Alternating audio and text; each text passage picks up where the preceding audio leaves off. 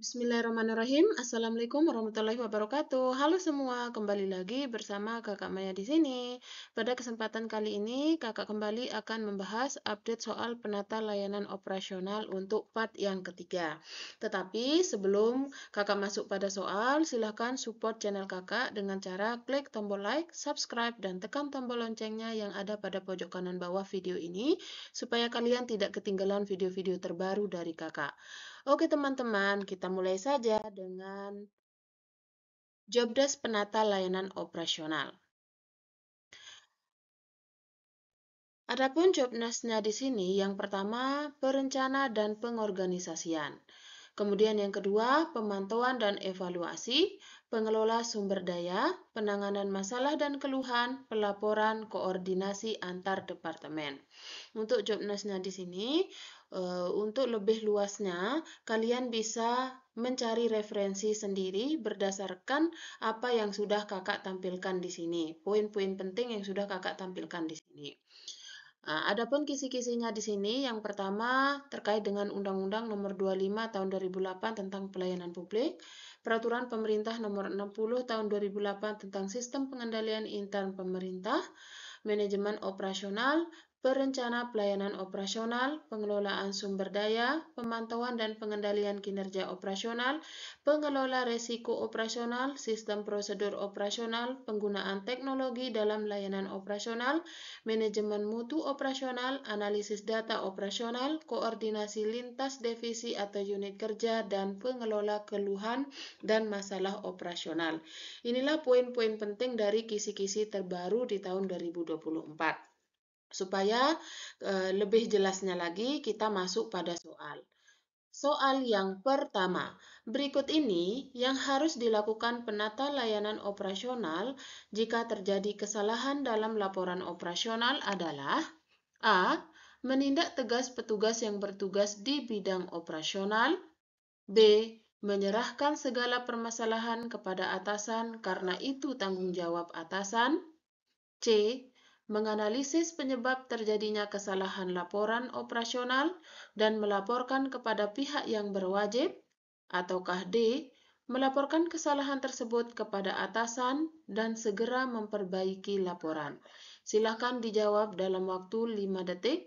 5 detik dimulai dari sekarang.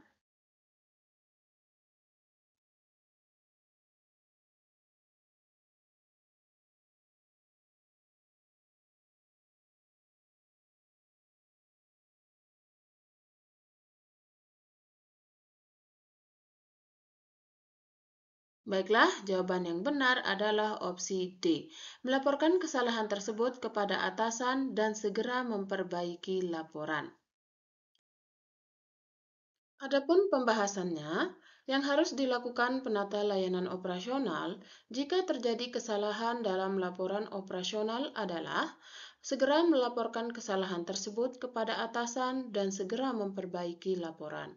Sehingga, berdasarkan uraian di atas, jawaban yang paling tepat adalah opsi D. Kita lanjutkan dengan soal berikutnya. Peran serta masyarakat dalam penyelenggaraan pelayanan publik diwujudkan dalam bentuk A. Tanggung jawab, B. Disiplin, C. Toleransi, ataukah D. Kerjasama. Silakan dijawab dalam waktu 5 detik. 5 detik dimulai dari sekarang.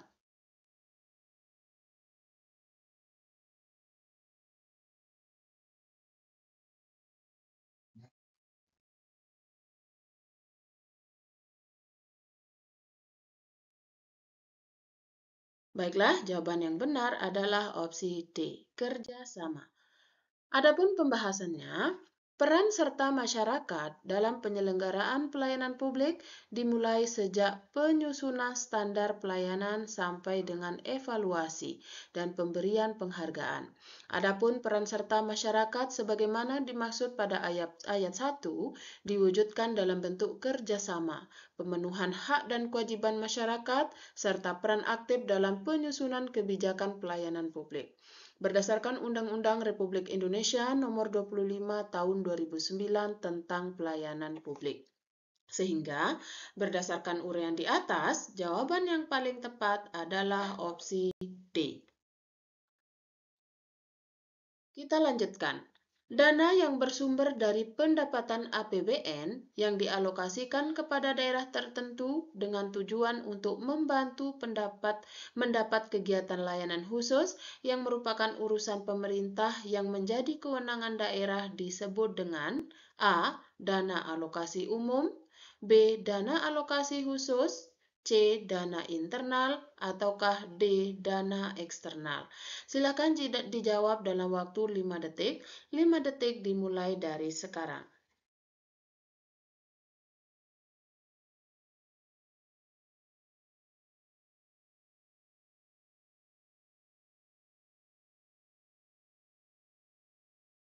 Baiklah, jawaban yang benar adalah opsi B, dana alokasi khusus. Adapun pembahasannya, dana alokasi khusus atau DAK adalah dana yang bersumber dari pendapatan APBN yang dialokasikan kepada daerah tertentu dengan tujuan untuk membantu mendanai kegiatan khusus yang merupakan urusan daerah dan sesuai prioritas nasional. Sedangkan dana alokasi umum atau DAU adalah dana yang dialokasikan dalam APBN kepada daerah dengan tujuan pemerataan kemampuan keuangan antar daerah untuk mendanai kebutuhan daerah dalam rangka pelaksanaan desentralisasi. Sehingga berdasarkan uraian di atas, jawaban yang paling tepat adalah opsi B. Soal berikutnya. Di bawah ini, yang termasuk ke dalam manfaat sistem informasi dalam pelayanan publik adalah A. Meningkatkan transparansi dan efisiensi pelayanan, B. Mengurangi interaksi pelanggan, C. Menjaga kerahasiaan dalam pelayanan, ataukah D. Melakukan pengawasan dan pelayanan publik. Silahkan dijawab dalam waktu 5 detik. 5 detik dimulai dari sekarang.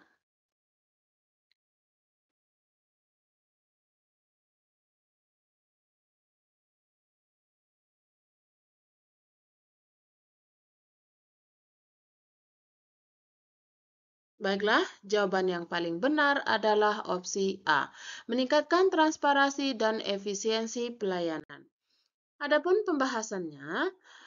manfaat sistem informasi dalam pelayanan publik adalah A.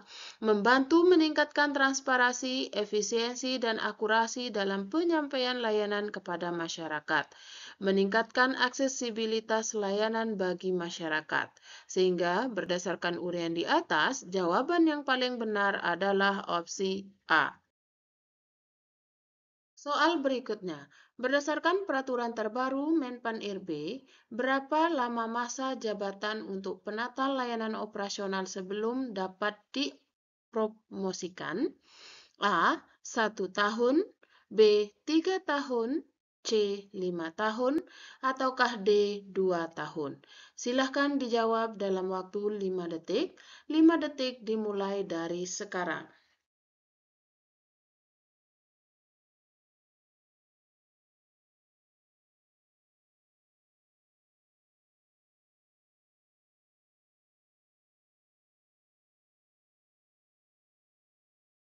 Baiklah, jawaban yang paling benar adalah opsi B, 3 tahun. Adapun pembahasannya, sesuai dengan peraturan terbaru, pegawai dalam jabatan penata layanan operasional perlu menjalani masa jabatan minimal 3 tahun sebelum dapat dipertimbangkan untuk promosi ke jenjang berikutnya. Sehingga, berdasarkan uraian di atas, jawaban yang paling tepat adalah opsi D. Oke teman-teman, terima kasih karena sudah menonton video ini sampai selesai. Jika video ini dirasa bermanfaat untuk kalian, silakan share video ini ke teman-teman kalian supaya manfaatnya tidak berhenti di kalian. Serta komen di komentar di bawah ini video-video apa yang perlu kakak bahas melalui video ini.